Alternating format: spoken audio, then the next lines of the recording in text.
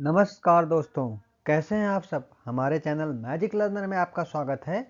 और आज हम पढ़ेंगे एशिया के बारे में। इसमें लगभग आपको 30 क्वेश्चंस मिलेंगे और वो भी एमसीक्यू फॉर्मेट में और डुअल लैंग्वेज में। इसीलिए मैंने 2 लैंग्वेज में करके रखा है। Which is the deepest lake in Asia? Asia की सबसे गहरी झील कौन सी है? तो Caspian lake, Baikal lake, Tonle Sap, Issyk Kul झील यानी कि इसिकुल लेक। तो ये है हमारी बैकाल लेक। ठीक है, अब ये देखते हैं कितना डीप है भैया। ये है अराउंड 1642 मीटर की डीपेस्ट है अर्थ। ठीक है, और ये ठीक है रूस में स्थित बैकाल झील दुनिया की सबसे गहरी और पुरानी मीठे पानी की झील है। ये नोट कीजिएगा, ये सॉल्टी लेक नहीं है। ठीक है, अगला देखते हैं।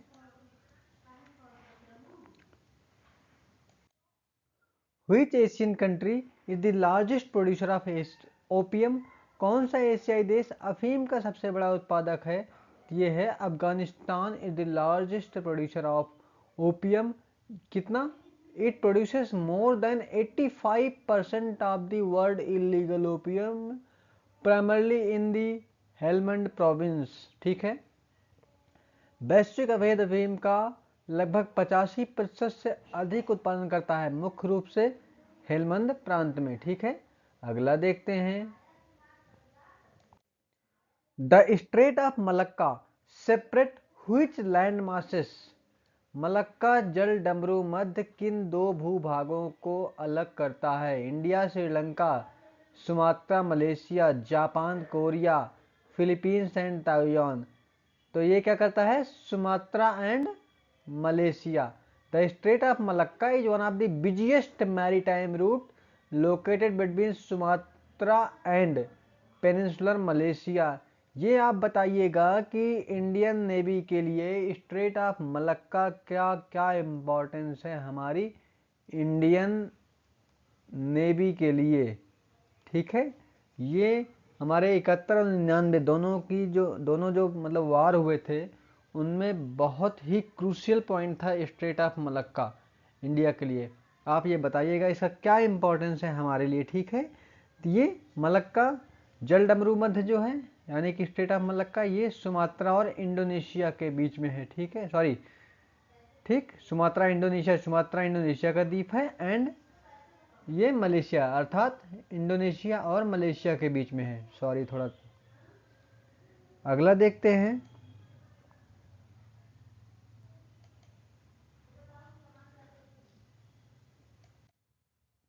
Which desert in Asia is largest cold desert in the world? Asia का कौन सा रेगिस्तान दुनिया का सबसे बड़ा ठंडा रेगिस्तान है? That is the Gobi desert. Gobi desert यानी कि कहाँ है? Mongolia and China. Largest cold desert है due to extreme temperature variation. इसमें कितना टेम्परेचर वेरिएशन? -40 डिग्री सेल्सियस से +45 डिग्री सेल्सियस का टेम्परेचर वेरिएशन होता है। ठीक है, अगला क्वेश्चन देखते हैं। Which Asian country is known as the land of thunder dragon? कौन सा एशियाई देश गर्जन वाले ड्रैगन की भूमि के रूप में जाना जाता है?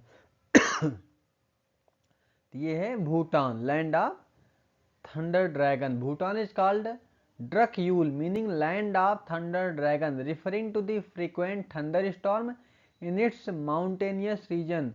ठीक है, ड्रकयूल कहा जाता है जिसका अर्थ है गर्जन वाले ड्रैगन की भूमि, जो पर्वतीय क्षेत्रों में बार बार आने वाले तूफानों को दर्शाता है।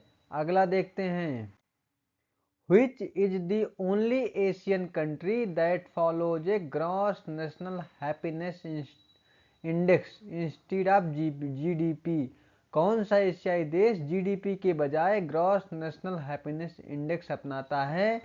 तो ये है हमारा Bhutan. Bhutan measures gross national happiness index institute of GDP, focusing on spiritual wellbeing and sustainable development. ठीक है, ये भूटान जो है जीडीपी के बजाय ग्रॉस नेशनल हैप्पीनेस इंडेक्स ये अपनाता है। ठीक है, अगला देखते हैं।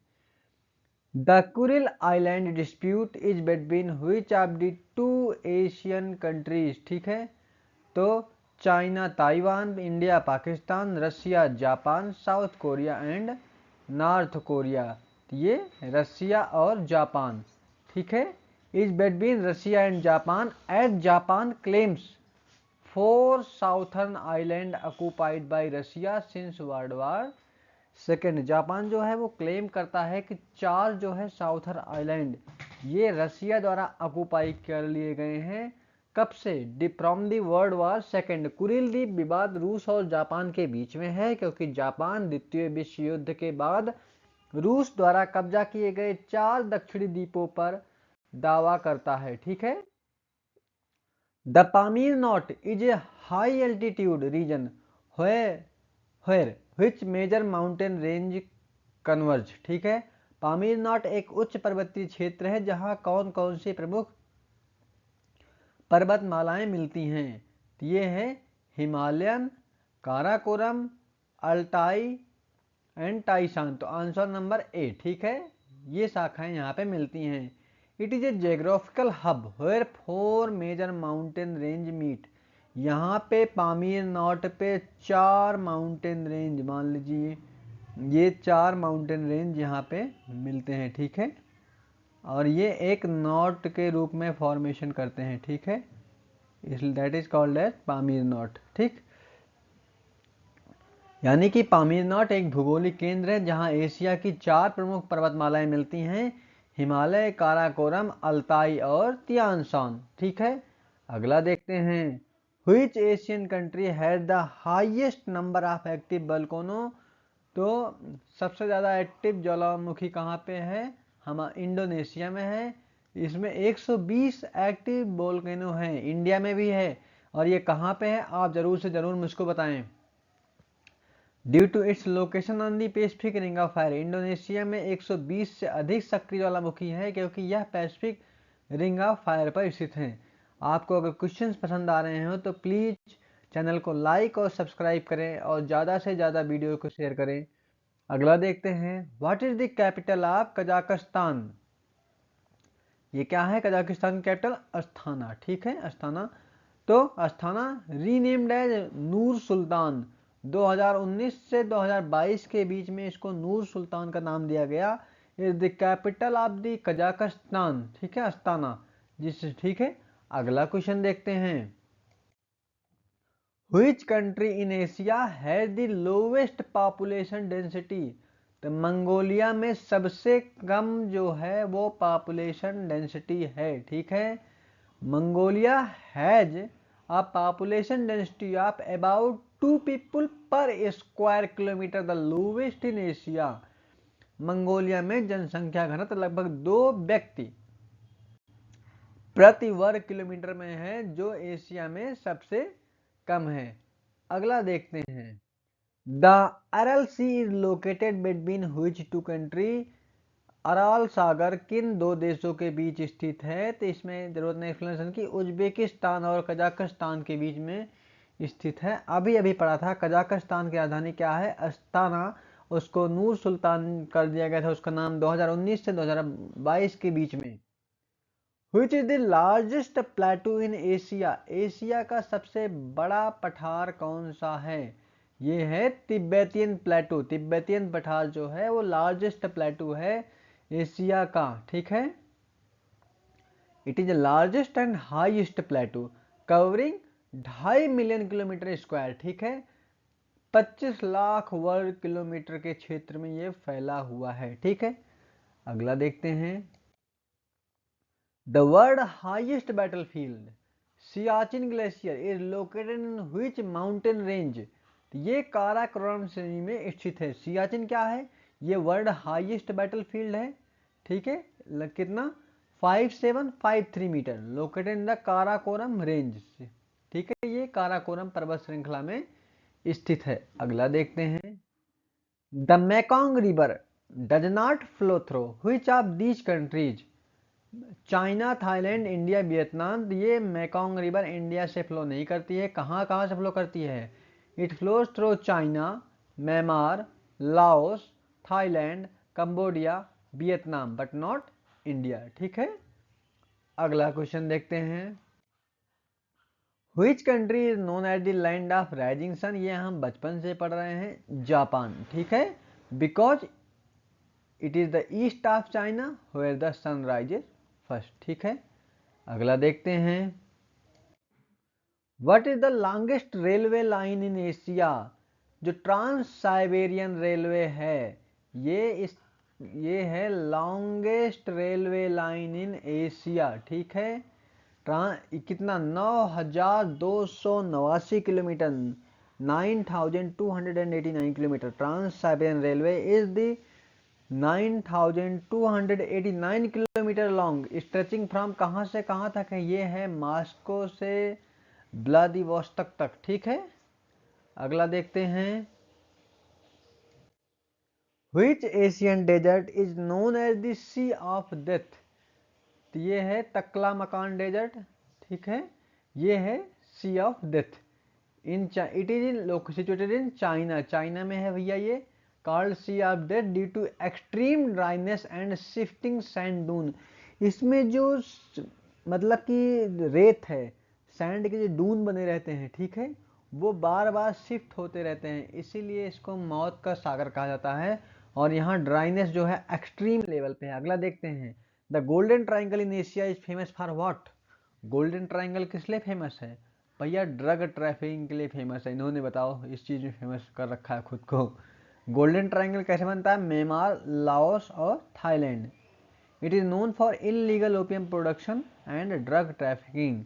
ठीक है, म्यांमार, लाओस और थाईलैंड अवैध अफीम उत्पादन और मादक पदार्थ तस्करी के लिए। ठीक है, अगला देखते हैं। The dispute Spratly island are claimed by which country? China, Vietnam, Malaysia, Brunei, Taiwan.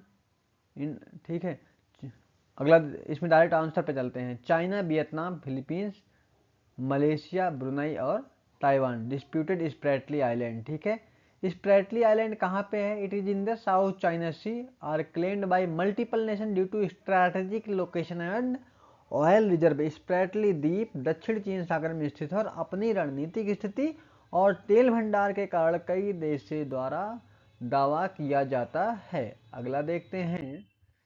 The Amur river forms a border between which two Asian country? तो अमूर रिवर जो है रसिया और चाइना के बीच में बॉर्डर बनाता है। ठीक है, इट इज अमूर रिवर कितना भैया? 4444, 4444 किलोमीटर लंबी है। ठीक है, ये रसिया और चाइना के बीच में प्राकृतिक सीमा बनाती है। ठीक, Which Asian country had the largest number of time zone? तो रसिया के पास सबसे ज़्यादा टाइम जोन है। कितना? 11 टाइम जोन है। ठीक है, टोटल जो एशिया में सबसे अधिक है। अगला देखते हैं। The strait of Hormuz connect which two water bodies? तो स्ट्रेट ऑफ हार्मोज जो है पर्शियन गल्फ और गल्फ ऑफ ओमान, फारस की खाड़ी और ओमान की खाड़ी।